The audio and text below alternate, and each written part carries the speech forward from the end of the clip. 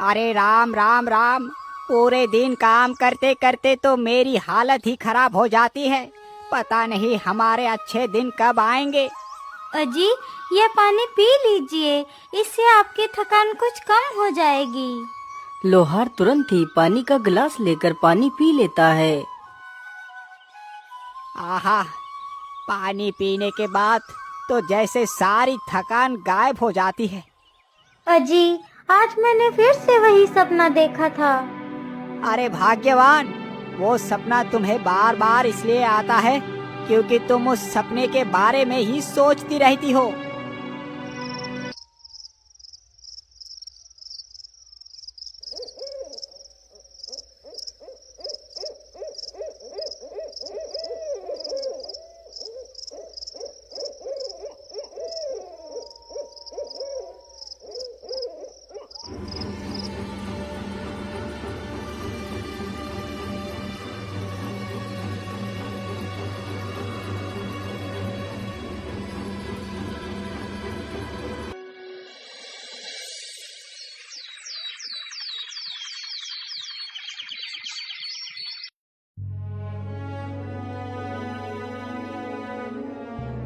अरे भाग्यवान, अब और कितना सोओगी? चलो उठ जाओ, सुबह हो गई है। इतना सुनते ही लोहारिन की नींद खुल जाती है और वह उठकर खड़ी हो जाती है। अरे भाग्यवान, क्या बात है, आज तुम इतनी देर तक सोती रही? अजी, आप मेरी बात क्यों नहीं मानते? आज मैंने फिर से वही सपना देखा। मुझे लगता है मुझे ये सपना ऐसे ही नहीं आ रहा, इसके पीछे जरूर कोई कारण है। आप मेरी मानो तो आज आप जंगल चले जाओ और जंगल में से उस चमकीले अखरोट को तोड़ कर ले आओ। मैं उस अखरोट को खाऊंगी। अच्छा अच्छा, ठीक है भाग्यवान, मैं अभी जाता हूँ और तुम्हारे लिए वो अखरोट लेकर आता हूँ। इतना सोचकर लोहार अखरोट लाने के लिए चल पड़ता है।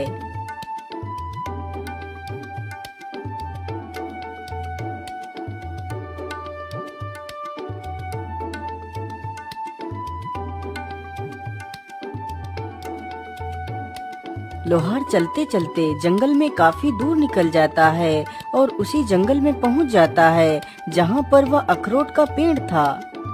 मैं तो चलते चलते काफी दूर निकल आया हूँ, लेकिन अभी तक अखरोट का पेड़ तो दिखा ही नहीं मुझे। लगता है यहाँ पर कोई भी अखरोट का पेड़ नहीं है। भाग्यवान का ये कोई भ्रम ही होगा। चलो अब मैं वापस चलता हूँ, लेकिन यहाँ तक आने का तो कोई भी फायदा नहीं हुआ। मैं ऐसा करता हूँ, थोड़ा सा और आगे चलकर देखता हूँ, हो सकता है कि वो अखरोट का पेड़ वहीं पर मिल जाए। इतना सोचकर लोहार जंगल में आगे बढ़ता है। अरे वो पेड़ कैसा है? कहीं ये तो वो अखरोट का पेड़ नहीं है। चलो इसके पास चलकर देखता हूँ। लोहार जैसे ही उस वृक्ष के पास पहुंचता है तो देखता है उस पेड़ पर सचमुच एक सुनहरा अखरोट लटक रहा था। अरे वाह वाह, इसका मतलब भाग्यवान का सपना एकदम ठीक था। यहाँ पर तो सचमुच एक अखरोट का पेड़ है और इस पर तो सुनहरा अखरोट भी लगा है। चलो जल्दी से मैं इसे तोड़ लेता हूँ।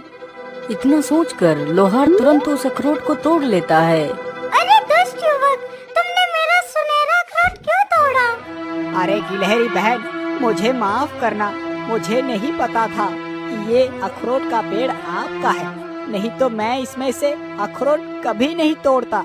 लेकिन तुमने ये अखरोट तोड़ा क्यों है?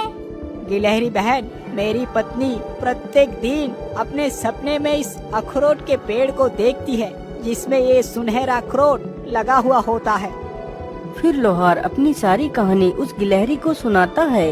लोहार की सारी कहानी सुनकर गिलहरी को उसके ऊपर दया आ जाती है।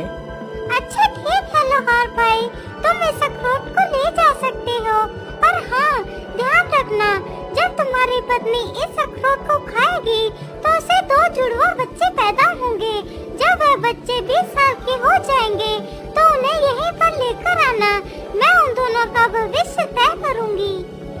गिलहरी की यह बात सुनकर लोहार बहुत खुश हो जाता है। गिलहरी बहन, आपका बहुत बहुत धन्यवाद। इतना कहकर लोहार अपने घर वापस लौट जाता है। घर पहुंचकर सारी कहानी अपनी पत्नी को बताता है। लोहार की बात सुनकर उसकी पत्नी बहुत ज्यादा खुश हो जाती है और जल्दी से उस अखरोट को तोड़ती है और उसे खा लेती है।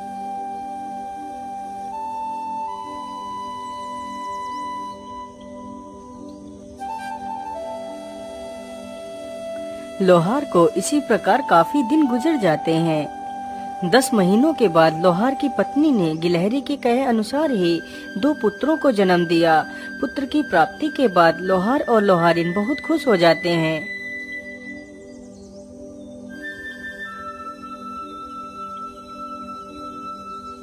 धीरे धीरे वह दोनों लड़के बड़े हो रहे थे। लोहार का बड़ा लड़का बड़ा ही कुटिल तथा दुष्ट स्वभाव का था, जबकि उसका छोटा बेटा बहुत ही दयालु तथा प्रेम बांटने वाला था। एक दिन की बात है, लोहार का बड़ा बेटा कान्हू एक धनुष बाण उठाता है और जंगल की तरफ निकल पड़ता है।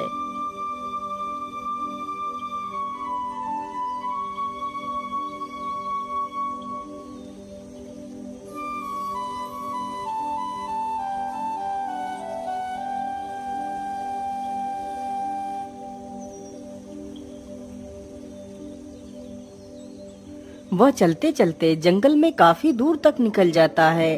तभी उसने देखा एक पेड़ पर एक कबूतर और कबूतरी बैठे हैं। अरे वाह, शिकार तो सामने ही है। चलो जल्दी से अपना धनुष संभालता हूँ और इन पक्षियों पर निशाना लगाता हूँ। तीर जैसे ही कमान से छूटता है तो सीधा जाकर कबूतर के लगता है। कबूतर तुरंत ही जमीन पर गिर जाता है। अरे दुष्ट, तूने ये क्या किया? तूने मेरे पति को तीर क्यों मार दिया? मैंने तेरा क्या बिगाड़ा था? अरे मूर्ख चिड़िया, तू अपनी जुबान कुछ ज्यादा ही चला रही है। रुक, मैं अभी तुझे मजा चखाता हूँ। इतना कहकर वह अपना तीर उस कबूतरी के ऊपर तान देता है। रुक जाइए भैया, आप ये क्या कर रहे हैं? आखिर आप इन मासूमों को क्यों मार रहे हैं? आखिर इन्हें मारकर आपको क्या मिल जाएगा? तू हट जा प्रेम, आज मैं इस चिड़िया को जीवित नहीं छोड़ूंगा। नहीं भैया, इस चिड़िया को मारने से पहले आपको मुझे मारना होगा, तभी आप इस चिड़िया को मार सकते हैं। चल चल ठीक है, तेरी वजह से आज मैं इन दोनों को जीवित छोड़ रहा हूँ, नहीं तो आज मैं इस चिड़िया को मार ही डालता। इतना कहकर कान्हू वहाँ से चला जाता है। अरे आपको तो बहुत ज्यादा चोट आ गई है। रुको, मैं तुम्हारा तीर निकाल देता हूँ और तुम्हारे घाव के ऊपर दवाई लगा देता हूँ, जिससे तुम जल्दी ही ठीक हो जाओगे। फिर प्रेम कबूतर के तीर निकाल देता है और जल्दी से कुछ दवाई की पत्तियां तोड़ता है और कबूतर के घाव पर लगा देता है।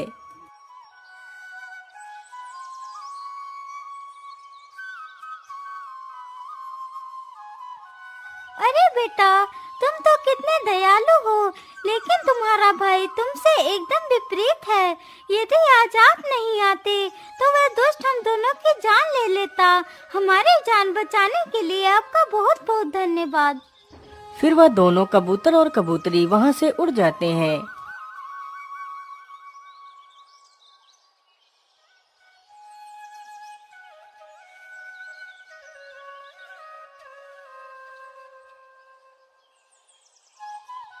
अरे बेटा, आज तुम दोनों को मेरे साथ जंगल में चलना है।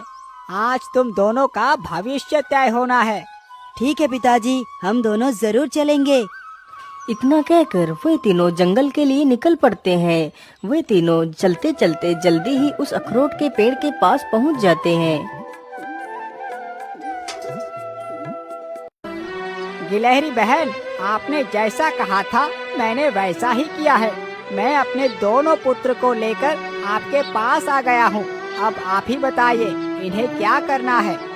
फिर वह गिलहरी अपने पास से ही 2 अखरोट निकालती है, जिसमें से एक अखरोट बहुत ही चमकीला तथा दूसरा साधारण ही था। बेटा, अब तुम दोनों इसमें से एक एक अखरोट उठा लो। इन्हीं अखरोटों से तुम दोनों का भविष्य तय होगा। अरे वाह, ये चमकीला अखरोट तो कितना आकर्षक है। जरूर ये अखरोट मेरी किस्मत बदल देगा। मैं ऐसा करता हूँ, इस चमकीले अखरोट को ही उठा लेता हूँ। इतना सोचकर कान्हू पहले ही उस चमकीले अखरोट को उठा लेता है और उसका छोटा भाई उस साधारण अखरोट को ही उठा पाता है। अब तुम दोनों बारी बारी से अपने अखरोट को जमीन पर फेंको। गिलहरी की यह बात सुनते ही कान्हू अपना अखरोट जमीन पर फेंकता है। अखरोट जमीन पर गिरते ही अखरोट के 2 टुकड़े हो जाते हैं। उस अखरोट में से एक सफेद रंग का शाही घोड़ा निकलता है, जिसकी पीठ पर एक तलवार बंधी हुई थी। अरे वाह, ये तो कितना शाही घोड़ा है और इसकी पीठ पर तो एक धारदार तलवार भी है। इस तलवार से तो मैं पूरी दुनिया को जीत सकता हूँ। इतना सोचकर कान्हू उस घोड़े पर सवार हो जाता है। पिताजी, आप दोनों घर वापस आ जाना, मैं चलता हूँ। फिर कान्हू अपना घोड़ा लेकर वहाँ से चला जाता है। उसके बाद प्रेम भी अपना अखरोट जमीन पर फेंकता है तो उसके अखरोट से एक चमकीला पत्थर निकलता है। बेटा, तुम इस पत्थर को अपने पास ही रखना। इस पत्थर से तुम किसी भी मृत जीव को जीवित कर सकती हो। इसके बाद वे दोनों वापस अपने घर के लिए चले जाते हैं। लेकिन पिताजी, भैया अभी तक घर वापस क्यों नहीं आए? वो तो हम दोनों से पहले निकले थे। हाँ बेटा, मुझे लगता है कि कान्हू कहीं घूमने के लिए चला गया होगा। तुम चिंता ना करो, वो जल्दी ही आ जाएगा। पिताजी, अब तो रात हो गई है, अब तक तो भैया को आ जाना चाहिए था। इसी प्रकार बेचारे तीनों कान्हू की राह देखते देखते सो जाते हैं।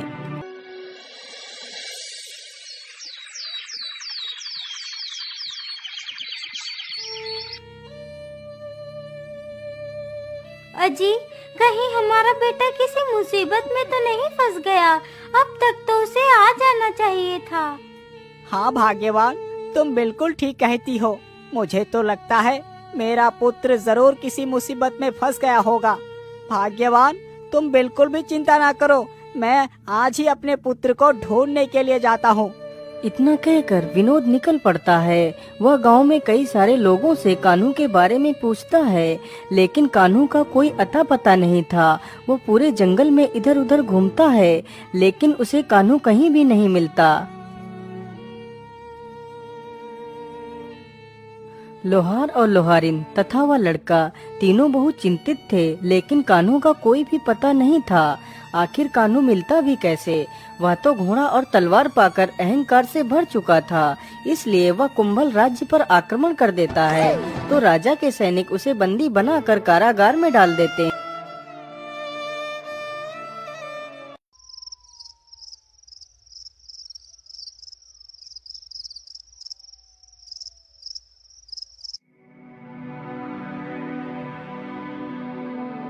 महाराज, हमारी पुत्री तो विवाह की योग्य हो चुकी है, इसलिए हमें अपने पुत्री के लिए योग्य वर ढूंढना चाहिए। हाँ महारानी जी, ये चिंता तो मुझे भी सता रही है। मैं ऐसा करता हूँ, कल सुबह ही मैं अपनी पुत्री के लिए वर ढूंढने के लिए जाऊँगा। जैसे ही आधी रात होती है तो राजकुमारी बहुत ही गहरी निद्रा में सो जाती है। तभी वहाँ पर एक जहरीला सर्प उसके पलंग के पास आ जाता है और राजकुमारी को डस लेता है।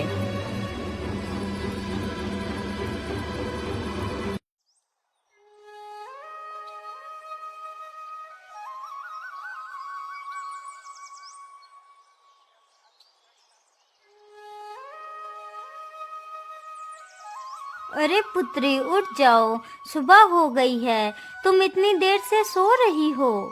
महारानी के बार बार बोलने पर भी जब राजकुमारी नहीं उठी तो महारानी ने राजकुमारी की चादर खींच ली तो देखा कि किसी सर्प ने राजकुमारी के हाथ पर काट लिया है।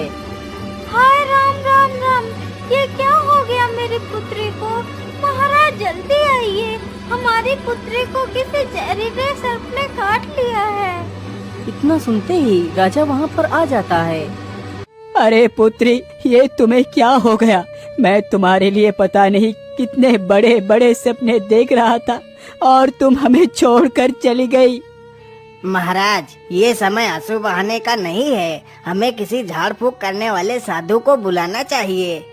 सैनिकों, जाओ और पूरे राज्य में ये घोषणा कर दो, जिसने भी मेरे राजकुमारी को ठीक कर दिया मैं उसे अपना आधा राज्य दे दूंगा और राजकुमारी का विवाह भी उसी के साथ कर दूंगा। राजा का आदेश होते ही सारे सैनिक पूरे राज्य में घूम घूम कर घोषणा करने लगते हैं। सुनो सुनो सुनो, राजा की पुत्री को एक जहरीले सर्प ने काट लिया है, जिसकी वजह से राजकुमारी की मृत्यु हो गई है। यदि कोई इंसान राजा की पुत्री को ठीक कर देगा तो राजा उसे अपना आधा राज्य दे देगा तथा राजकुमारी का विवाह भी उसी युवक के साथ कर देगा।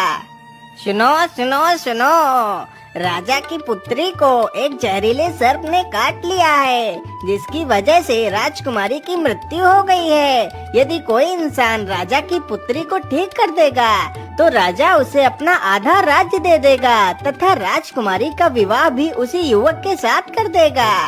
लोहार के बेटे ने जैसे ही यह बात सुनी तो वह मन ही मन बहुत ही खुश होता है और सारी बात अपने पिता को जाकर बता देता है। अच्छा ठीक है पिताजी, अब मैं चलता हूँ।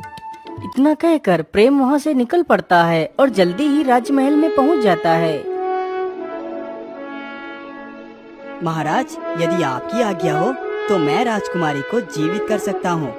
हाँ हाँ युवक, क्यों नहीं। अभी तक तो इतने सारे लोगों ने कोशिश की है, लेकिन कोई भी मेरे पुत्री को ठीक नहीं कर पाया है। अब तुम भी प्रयास करके देख लो।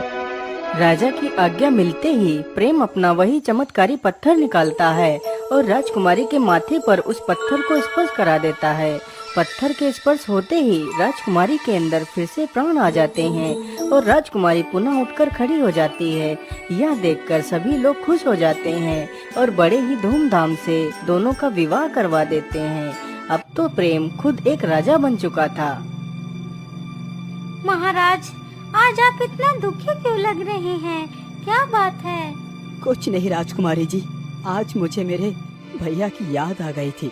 पता नहीं वो कहाँ होंगे और किस हालत में होंगे।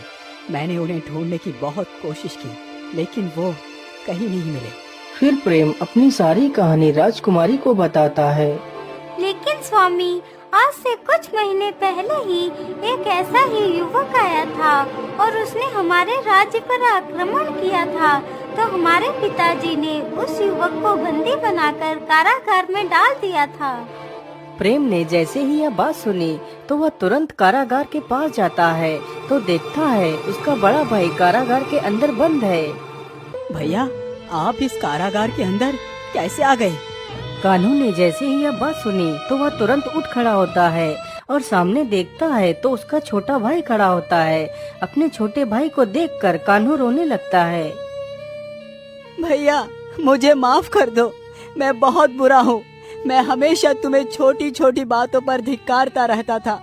अहंकार में मैं अंधा हो चुका था। इस अहंकार की मत में चूर होकर मैं इस कारागार में आ गया। मुझे माफ कर दो मेरे भाई, मुझे माफ कर दो। नहीं भैया, आप माफी मत मांगिए।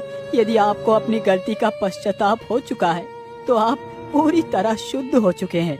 सैनिकों, इस कारागार का दरवाजा खोल दिया जाए। इतना कहते ही सैनिक तुरंत कारागार का दरवाजा खोल देते हैं और कान्हू को बाहर निकाल लेते हैं। फिर वह सारे लोग हंसी खुशी अपना जीवन व्यतीत करने लगते हैं।